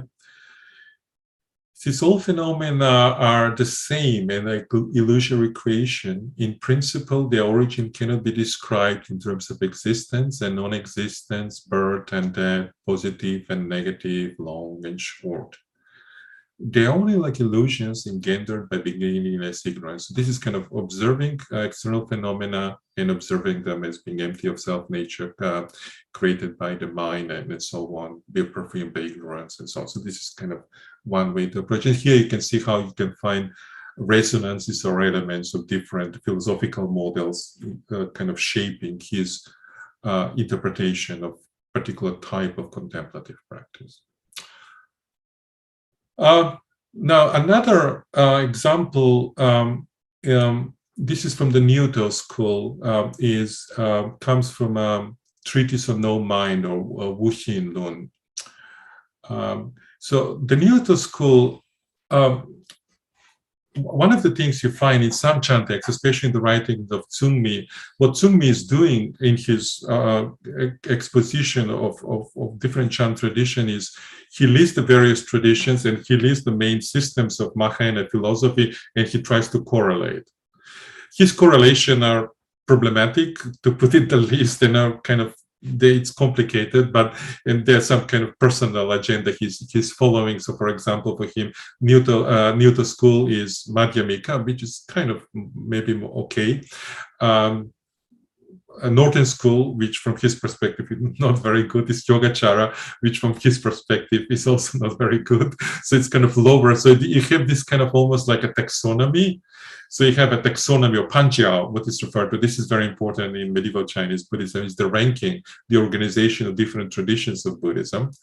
So you have the taxonomy, which is hierarchical writing. So it includes all different Buddhist philosophical systems, all different traditions within a whole, which is kind of inclusive, but at the same time, you rank them hierarchically. And he does that for the traditions of Mahayana philosophy.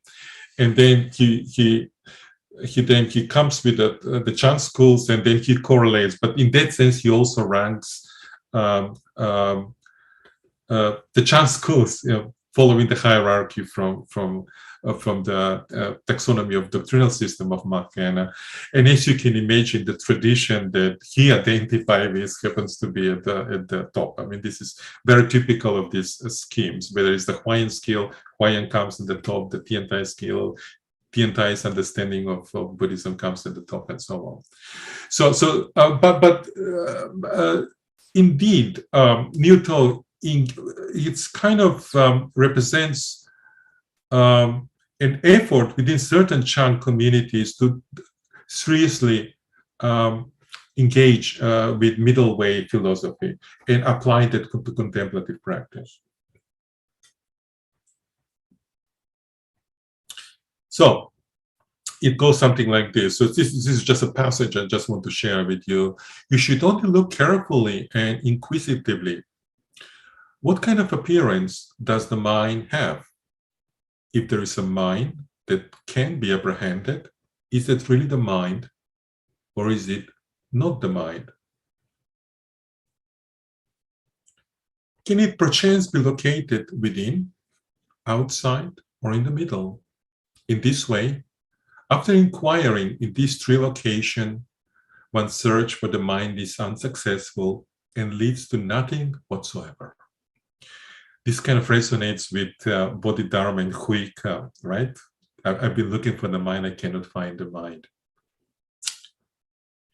Even if one were to look everywhere else, there is still nothing to be found. Therefore, you should know that as no mind. And no mind itself becomes important concept. You find especially in the Hongzhou school, especially in the writings of Huang Po.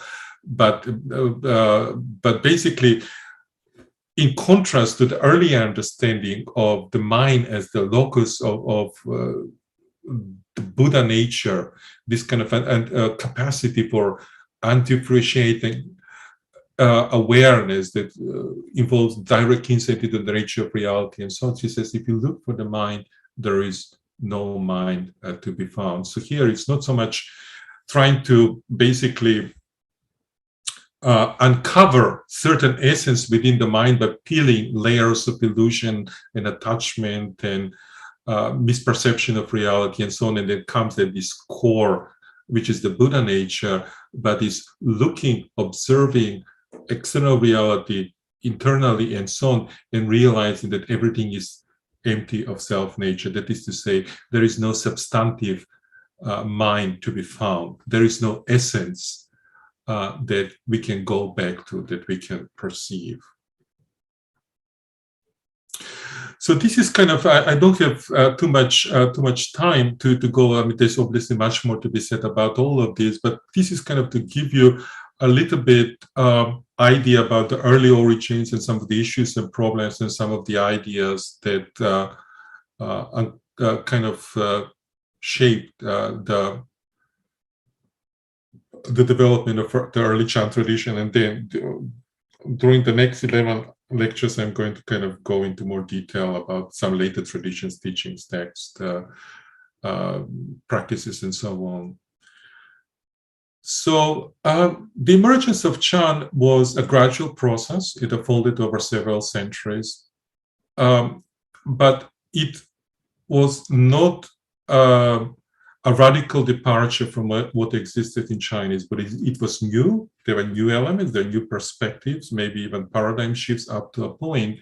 But to understand Chan Buddhism as a distinct phenomena in the history of Chinese religion, you have to put it against the backdrop of the broader tradition of Chan Buddhism as it existed in terms of the canonical texts, in terms of other traditions, in terms of monastic communities and ideals, in terms of the participation of the laity and the networks of patronage and so on. And the tradition is very, very complicated. Of course, also we are limited in terms of how much we can know the details, because it's like a huge jigsaw puzzle, and what we have are small elements, certain textual bits and pieces we try to put together and tell the story to the best of our ability, with humility of kind of understanding the limitations of our knowledge. But having said it, I think it's an important story, and we should make our best effort to tell it the best we can. Certain tellings are more grounded in reality than others. So to say you can never tell the story fully, that's correct. But to say that then it doesn't matter, you can just make up stuff, that's also problematic, because there are kind of tellings of the story that more accord with what happened than others.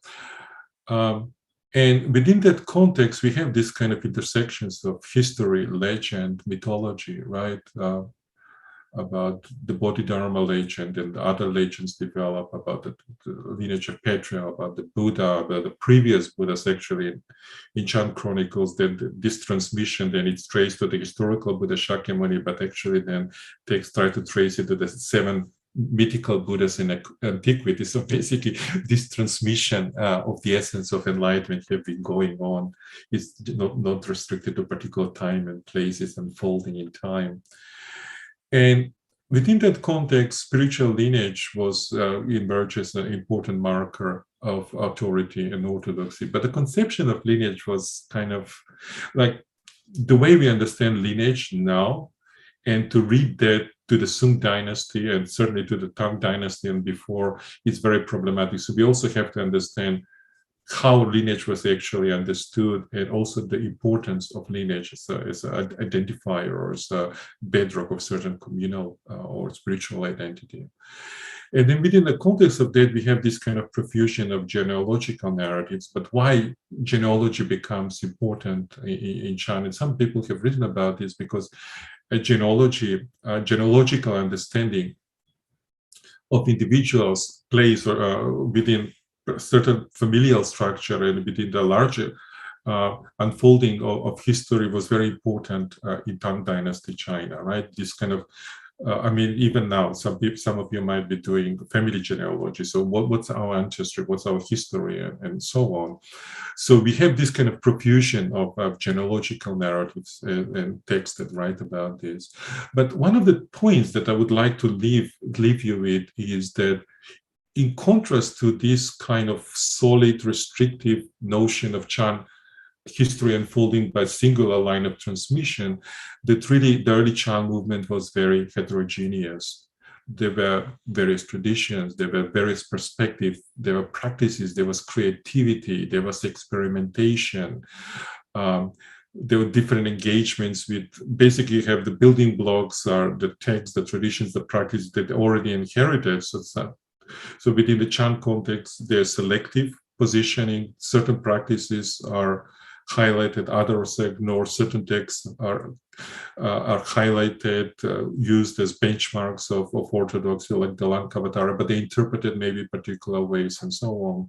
And I think that it is that heterogeneity that I think I find to be much more interesting than this kind of narrow, solidified form of a singular line of transmission from one monk to another, and the mythos of, you know, some kind of timeless essence, kind of mythologized notion of transmission of some flame of Buddhist awakening or something like that. So you have real people engaging with Buddhism, trying to express themselves, coming up with some very beautiful formulation, maybe some not so beautiful formulation, responding to the world around them, driven by a variety of impulses, some noble, some maybe not so noble. But I would say that it is this diversity of ideas and approaches that is a mark of religious vitality, that it's a mark of intellectual creativity, and it's something to be embraced and celebrated. And maybe also, as we reflect on that, as we make our own choices about traditions we follow, about cultures, and so on, to kind of learn from this, that actually diversity can be an asset. It can be a ground from which, you know, different meanings, interpretation, and expressions of humanity can spring forth. So there is much more to be said, but I think I have been speaking too long, and as you can notice, my voice is starting to disappear. So thank you very much. Thank you for listening. Thank you, Ariel. It's a very interesting and inspiring speech. And there are so many questions. And I suppose you can, you can come to the chat room. Oh my Lord, I really hate this chat room. It's is it? Oh my Lord, 90. Just ignore the early ones, because there are some people come to make some nonsense. But come I'm looking maybe. Come to something around 9:40. That means our time, your time, morning 9:40 something, and then we can start to. What kind of meditation do we have? Evidence of a pre-Bodhidharma Chinese way. Okay, so for example, okay, I find this okay. Do you, first of all, do you want me to shut the sharing screen, or whatever, whichever is better to you. I'm just going to shut it. Okay, that's and actually, let me move this to the bigger screen. Okay. About violence? No. No. There is a question about violence. No. You come to like this.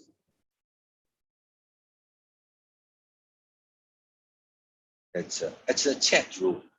You know, chat room. No. I know. No, I'm looking at a particular question at 10:02. It's around something like 9:49. Yeah. Okay. So there's a question from audience. I don't know who it is.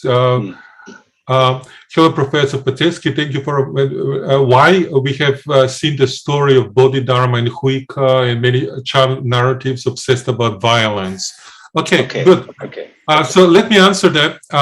As a matter of fact, if I may use this as an opportunity to kind of, I guess you can say, advertise one of my later lectures. I have a whole lecture on the story about Nanchuan killing a cat, and I'm going to talk about this issue later on. But it's true. I mean, why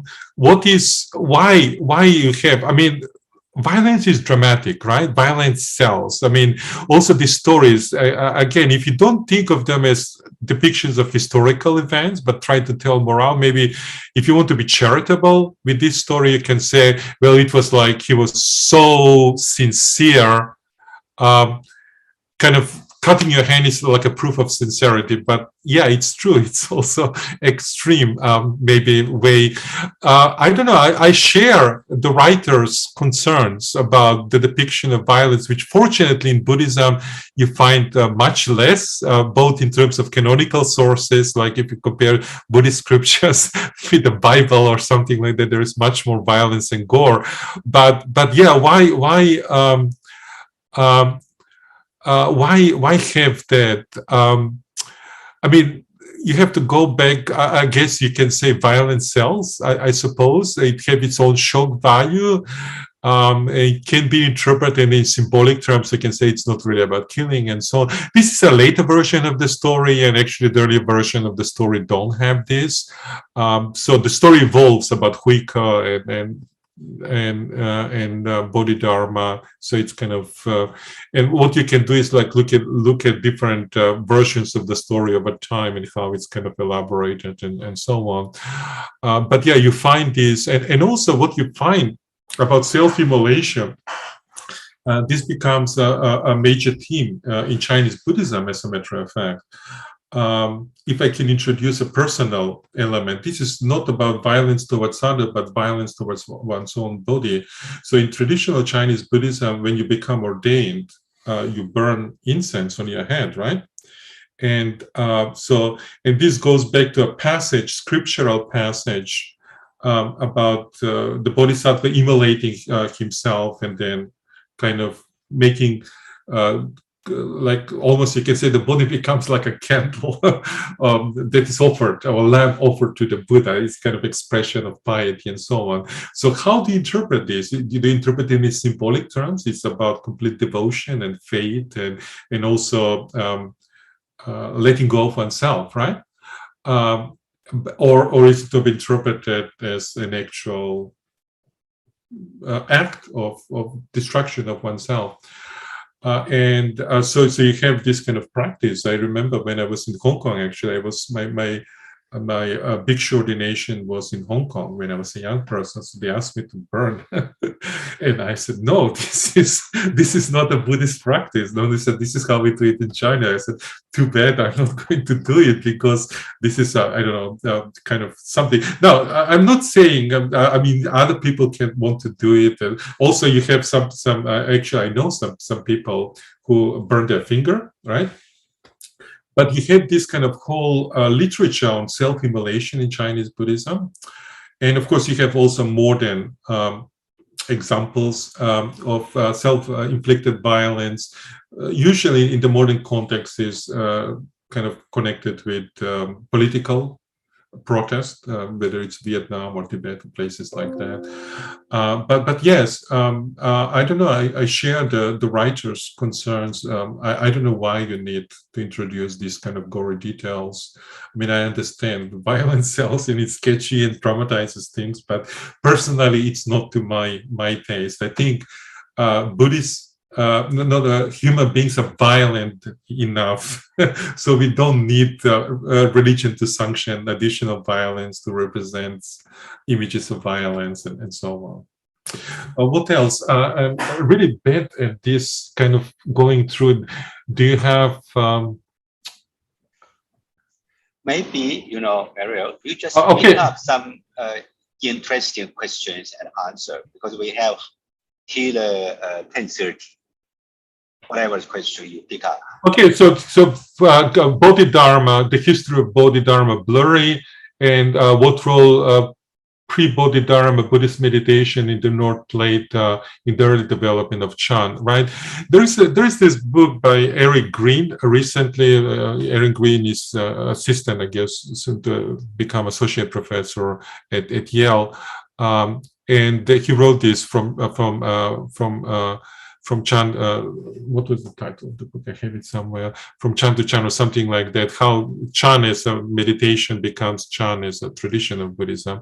So definitely there's lots of going on. There is much more going on in terms of contemplative practice during this period. And again, Bodhidharma is just one example that is just picked up by the later. So you have this kind of retroactive picking up of certain figures and then creation of narratives in which they're featured. And so the early development of Chan, I would, yeah, I mean, there's much more to unpack there. I can certainly refer to the book I just mentioned by Eric Green. I'm actually thinking myself, one of the projects I want to do is to write a history of Buddhist meditation in China, kind of. I've written several articles on the topic, but I want to kind of elaborate on that. So look at canonical models as developed within Indian Buddhism and how they were transformed in China early, and especially focusing on Tiantai, and then how Chan kind of builds on that tradition, but also transforms and reshapes it. And also within Chan, and this will be a topic actually I'm going to talk in some of the later lectures, how this kind of evolution develops. So again, the answer is similar to my previous one. Well, I'm going to touch upon this later on, but yes, there is also much more to be unpacked and much more to be studied.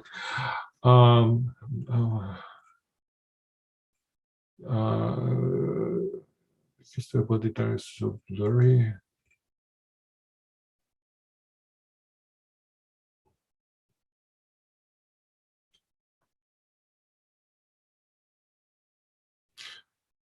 It's about innovation, right? So towards the end of the lecture, this was at 10:18.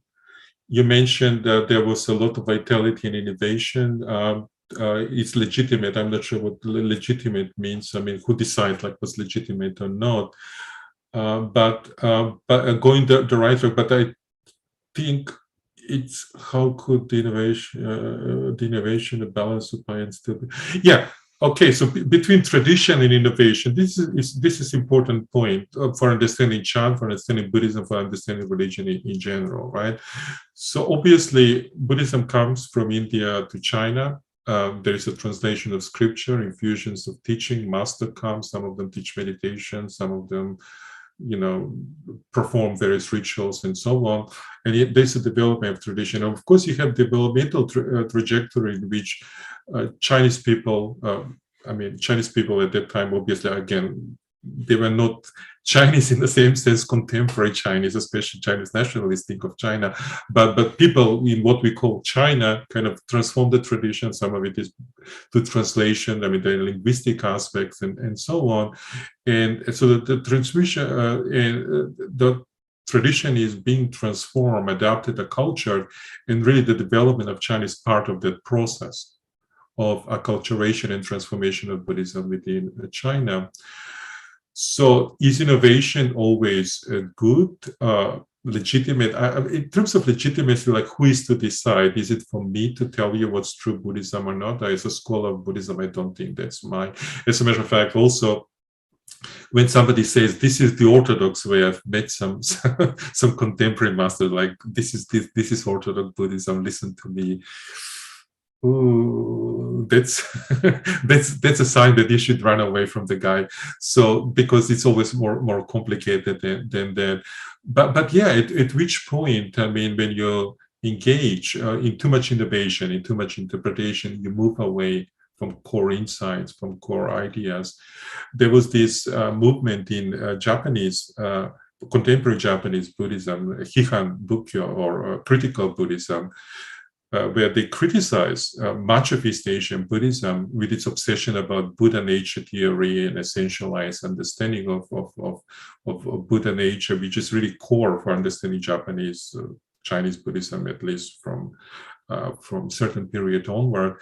So is that real Buddhism? Now, real Buddhism, there is no such a thing as real Buddhism, so there's problematic assumption there.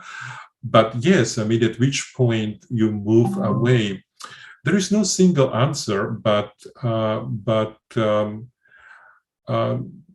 it's not, but yeah, to be aware that tradition, innovation, there is this kind of interplay between following certain tradition, but innovating. But then if you innovate too much, how much you can just move into direction that maybe it's not recognizably Buddhist. You find this, of course, also in Christianity, for example. Universalists in America, are they still part of Christianity because they don't accept many of the ideas about the divinity of Jesus and whatnot. And so there's no single answer, but the basic idea of the question, I think, is a good one. What's the interplay and the tension between following tradition and building on it, maybe being creative, but still staying within the basic parameters of what Buddhist discourse should be, or what are some of the basic ideas and insight that shape and inform Buddhism as a coherent tradition, and what interpretation that move into different areas, and sometimes what an interpretation that move into dangerous areas that can lead to abandonment of morality, to justification of all kinds of problematic behaviors, and so on. And there are plenty of examples of that in Buddhist history as well. So,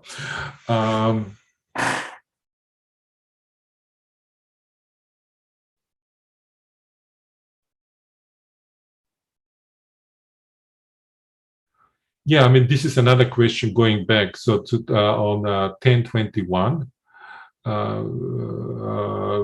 So there, there are different groups of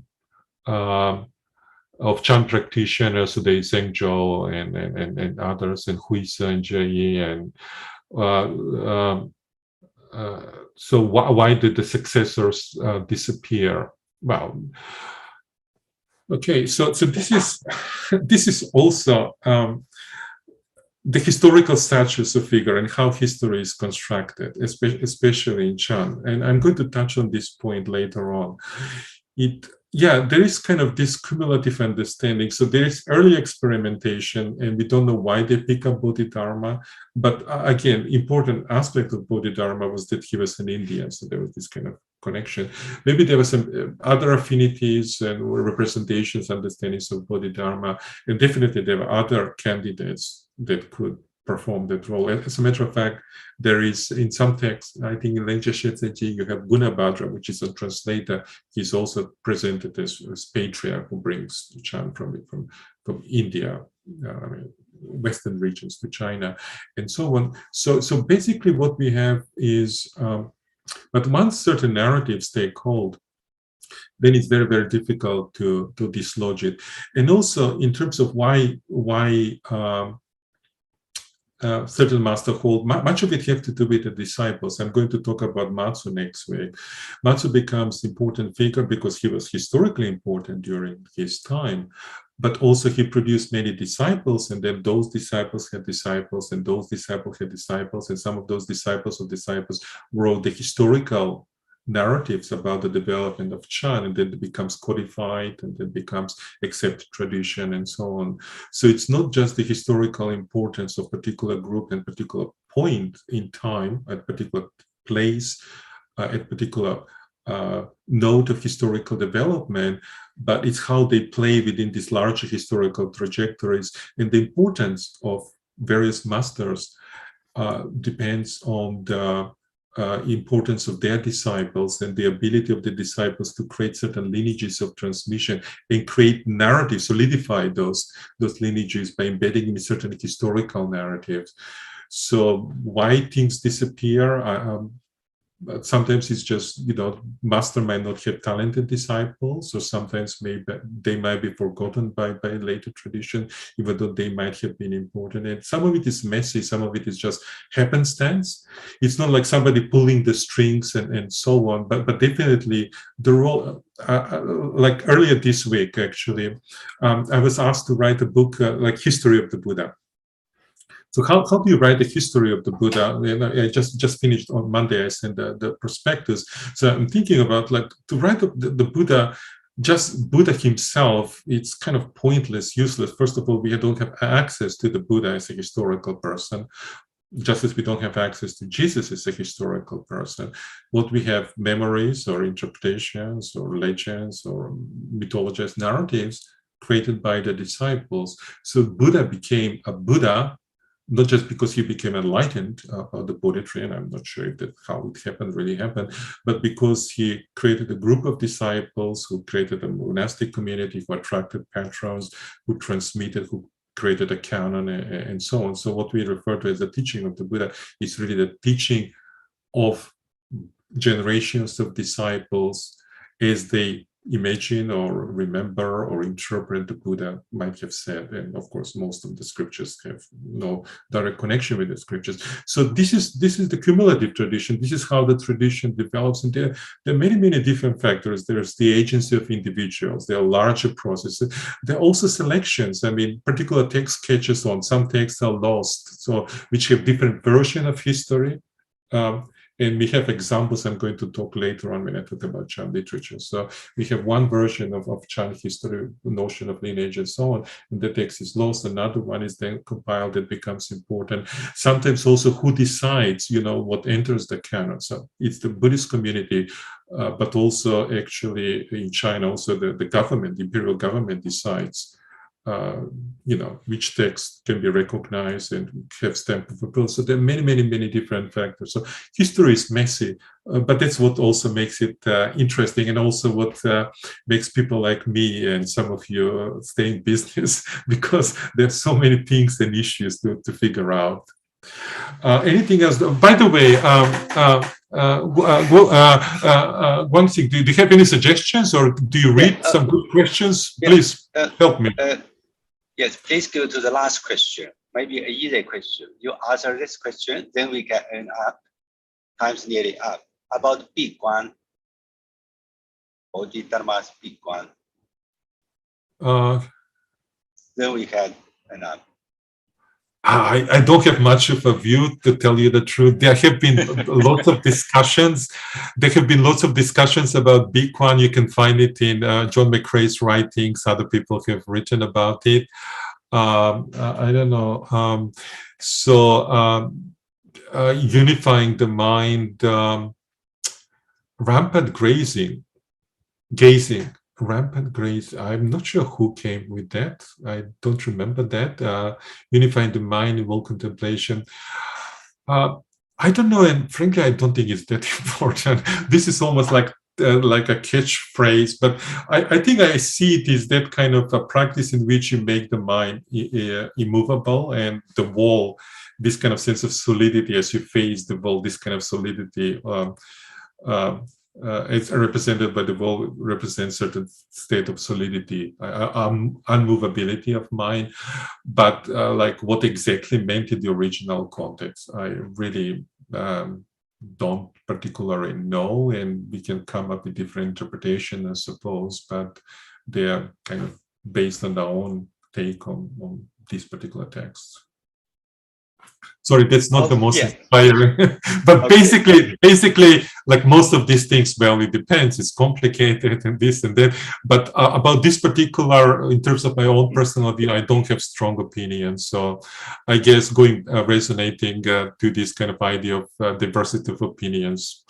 As Mao Zedong said, let's 100 flowers bloom. Now, I'm not saying all interpretations like rampant gazing, I'm not sure about that, but yeah, I wouldn't fix on one narrow interpretation. It's kind of a range of possibilities there in terms of how we interpret.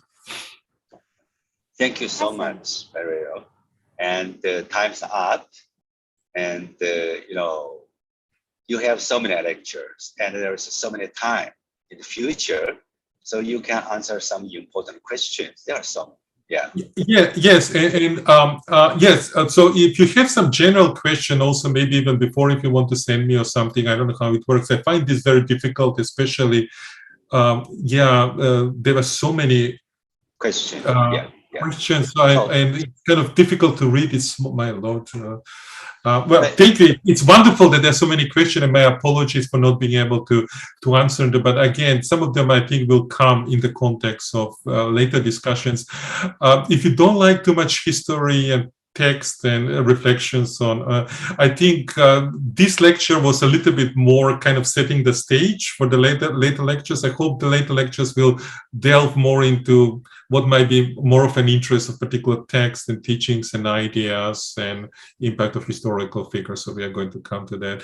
But thank you very much. I guess this is a nice way to spend the Thursday morning in Florida, or evening in Hong Kong. Thank you for staying. I know it's very, very late. It's difficult to kind of find times that work for everybody.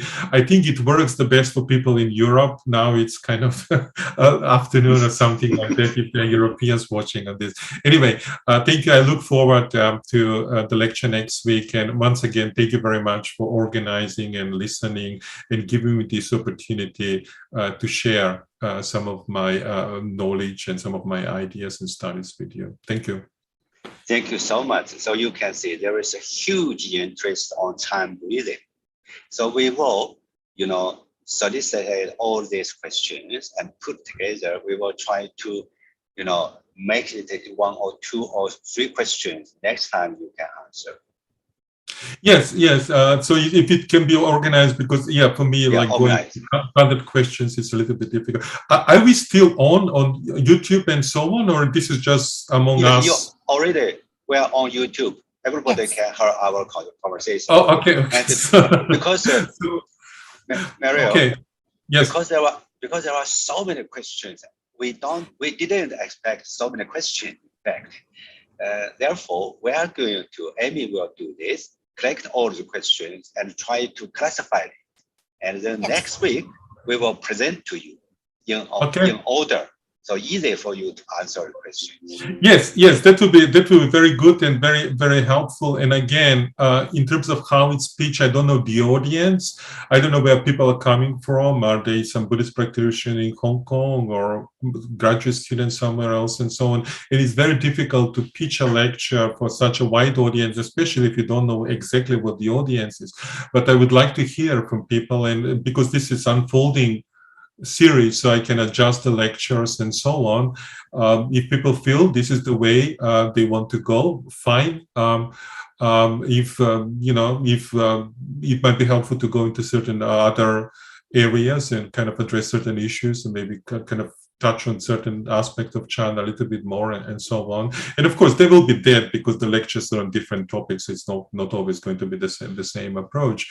But basically, what I'm trying to find is a balance between scholarly accuracy and and also a little bit nuanced, not maybe too much technical, but also to be accessible and understandable and relatable to people who are outside of academic circles. So it's difficult to do both, but that's what I'm hoping for.